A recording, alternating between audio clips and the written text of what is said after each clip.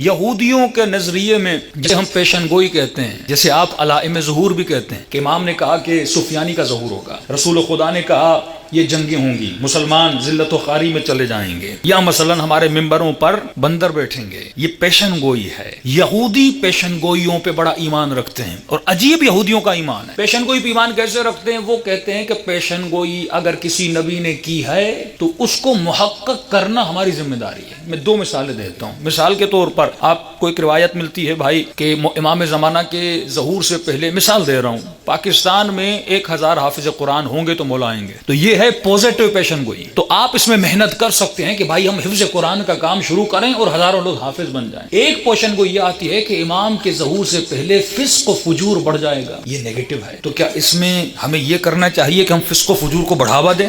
یہ نظریہ بعض لوگوں میں تھا، یہ حالانکہ ہمارے شیعوں میں بعض لوگوں میں، ایران میں کچھ ایک فرقہ بنا تھا، انہوں نے کہا کہ امام کا ظہور کرنا ہے تو فسق و فجور کو بڑھاؤ، فحاشت کو بڑھاؤ، فساد کو بڑھاؤ، قتل و غارت کو بڑھاؤ، تاکہ امام زمانہ، کیونکہ پیشن گوئی ہے۔ یہ عقیدہ آل یہود کا تھا کہ اگر پیشن گوئی کو محقق کرنا ہے تو اگر پیشن گوئی میں آیا ہے فلاں قتل ہوگا تو ہم اسے پہلے جلدی قتل کر دیں تاکہ ہمارا نبی آ جائے، ظہور ہو جائے۔ یہ تمام تر گریٹ اسرائیل کا آپ نقشہ سنتے ہیں، ان کی پیشن گوئیوں میں آئے کہ جب تک اسرائیل گریٹ اسرائیل نہیں بنتا تب تک کائنات پہ ان کی حکومت قائم نہیں ہوتی۔ اور ان کی کتابوں میں لکھا ہوا ہے کہ یہودی اور بنی اسرائیل حالت عبادت میں مشغول ہوں گے، اپنے عبادت خانے میں، جیسے اورشلیم کہتے ہیں، جب وہ عبادت کی حالت میں مشغول ہوں گے اس وقت اللہ کا بھیجا ہوا نبی آئے گا اور یہ عابد اس کا استقبال کریں گے۔ یہ ایک مرتبہ ہو چکا ہے، یہودی حالت عبادت میں مشغول تھے اور حضرت عیسیٰ ان پر وارد ہوئے تھے، لیکن انہوں نے حضرت عیسیٰ کو ایکسپٹ نہیں کیا، رد کر دیا۔ اب کیونکہ ایک مرتبہ ہو چکا اور انہوں نے ایکسپٹ نہیں کیا، یہ دوبارہ اسی چیز کو کیا کرنا چاہتے ہیں؟ ریپیٹ کرنا چاہتے ہیں۔ تو یہ پیشن گوئیاں مسلمانوں میں تھیں، جاتے تھے یہودیوں سے پوچھتے تھے کیا ہوگا، مدینے والوں کو پتا تھا اس کو حکومت ملے گی، یہ حکومت کو قائم کرے گا، تو انہوں نے وہیں سے پلان بنانا شروع کر دیا۔ اس کی سادہ سی مثال دیتا ہوں۔ رسول خدا کے لیے مشہور ہے ان کے چہرے سے کبھی مسکراہٹ جاتی نہیں تھی۔ یہ مومنوں کے لیے بھی ہے کہ مومن کے چہرے پہ ہمیشہ کیا ہونی چاہیے؟ مسکراہٹ۔ کسی نے کہا یا رسول اللہ میں فقیر ہوں، کسی پر کوئی احسان کر نہیں سکتا، میں فقیر ہوں، کسی فقیر کو مدد کر نہیں سکتا، میرے پاس کچھ بھی نہیں، میں اگر کسی پر کوئی احسان کرنا چاہوں تو کیا کروں؟ کہا اگر کسی کو کچھ بھی نہیں دے سکتا ایک مسکراہٹ تو خود دے سکتا ہے، جسے ہم پوزیٹو انرجی کہتے ہیں۔ یعنی اگر آپ کا چہرہ اخم والا ہوگا اور آپ کے چہرے پر غصہ ہوگا، وہ ساتھ والا بھی ڈر جائے گا، لیکن اگر آپ کے چہرے پہ مسکراہٹ ہوگی اور خوشی ہوگی، وہ جو دیکھنے والا ہے اس کے وجود میں یہ پوزیٹو انرجی اس میں جائے گی، اس میں بھی خوشی۔ اگر کچھ کر بھی نہیں سکتے کم از کم چہرے پہ کیا رکھو؟ مسکراہٹ رکھو۔ اب شوہر رات کو گھر جاتا ہے، معصوم کا فرمان ہے کہ بیوی کیسی ہونی چاہیے اور شوہر کیسا ہونا چاہیے؟ فرمایا کہ جب بارش برستی ہے اور تمہارے پاؤں میں کیچڑ لگ جاتا ہے تو گھر کیسے جاتے ہو؟ کیا یہ کیچڑ والے پاؤں اور جوتے گھر میں اندر لے جاتے ہو، کمرے میں اندر لے جاتے ہو؟ کہ نہیں مولا۔ کیا کرتے ہو؟ کہ مولا پہلے ان کو جھاڑتا ہوں، صاف کرتا ہوں، پھر اندر جاتا ہوں۔ کہ مرد کو ایسا ہونا چاہیے۔ کہ مولا سمجھ میں نہیں آیا کہ جب باہر معاشرے میں جائے، بزنس میں، مختلف ٹینشن میں، کسی سے جھگڑا ہوا، آج کل ٹریفک بہت ہے، اس میں غصہ آ جاتا ہے، گاڑی کہیں پہ لگ گئی، کسی نے کچھ بول دیا، اب پورا غصے میں ہے۔ یہ سارا غصہ گھر میں مت اتارا کرو، یہ کیچڑ گھر کے باہر پھینک کر چہرے پہ مسکراہٹ لگا کر گھر کے اندر داخل ہوا کرو۔ یہ مومن کی نشانی ہے۔ اور فرمایا عورت کو کیسا ہونا چاہیے جب شوہر گھر میں جائے؟ فرمایا اس کو کھلے ہوئے پھول کی طرح ہونا چاہیے۔ یعنی جب وہ تھکا ہوا ٹوٹا ہوا گھر آئے تو بیوی کے بھی چہرے پر کیا ہونی چاہیے؟ مسکراہٹ ہونی چاہیے، تاکہ اسے دیکھ کر، فرمایا بہترین عورت اپنے شوہر کے لیے وہ ہے جو باعث فرحت ہو۔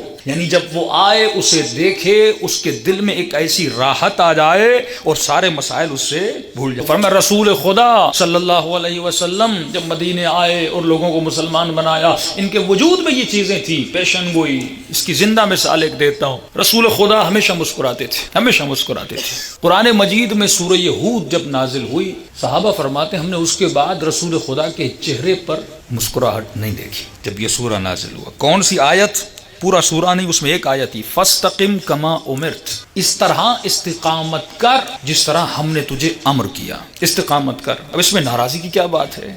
اس میں مسکراہٹ جانے کی کیا بات ہے؟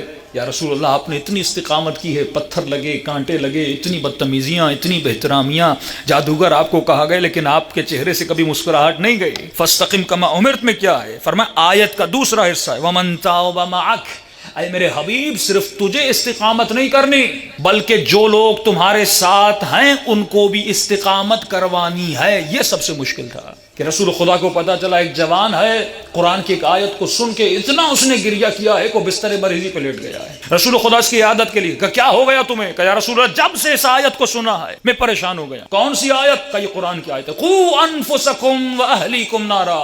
اے مومن اپنے نفس کو بھی اپنے وجود کو بھی آگے جہنم سے بچا اور اپنے اہل و عیال کو بھی جہنم سے بچا. کہ یا رسول اللہ میں خود کو تو بچا لوں گا لیکن بیوی کا کیا کروں؟ میں خود تو نمازی بن جاؤں گا لیکن بیٹے کا کیا کروں؟ میں خود تو نیک و صالح بن جاؤں کچھ بھی کر کے لیکن بیٹی کا کیا کروں؟ یہ قرآن کی آیت بڑی گراں ہے. یعنی یہ ذمہ داری بھی آپ کی ہے. صرف خود کو نمازی نہیں بنانا، بیٹے کو بنانا ہے. صرف خود کو نیک نہیں بنانا، بیوی کو بنانا ہے. یہی وہ درد تھا جو جناب نوح کے دل میں بیٹھ گیا تھا. یعنی خود بھی نیک بننا ہے، بیوی کو بھی بنانا ہے، اولاد کو. یا رسول اللہ یہ ذمہ داری بڑی ہے.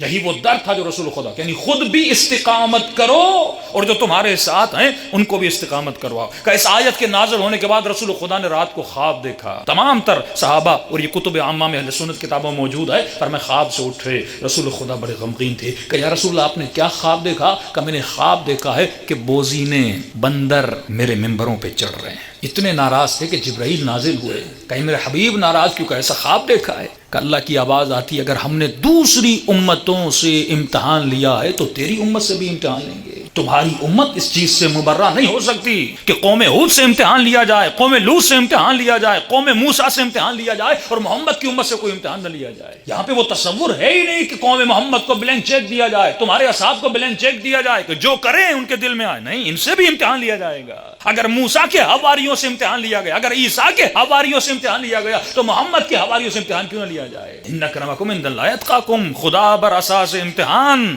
لوگوں کو تولتا ہے اور ان کے اعمال کے حساب سے تولتا ہے. یہ نہیں کہ سب کو فری چیک دیا جائے کہ جو آپ کے من میں آئے کرو. کہیں تیری امت سے بھی امتحان لیا جائے گا. فرمایا خلیفہ ثانی جناب عمر کے زمانے میں جب امیر شام کو تخت دیا گیا تو ابن عباس نے اعتراض کیا کہ تم نے رسول خدا سے سنا نہیں تھا کہ نبی نے فرمایا تھا کہ میری ممبر پر بندر بیٹھیں گے، اور نبی نے بنو امیہ کی طرف اشارہ کیا تھا، یزید جیسے لوگ ممبر پر آئیں گے.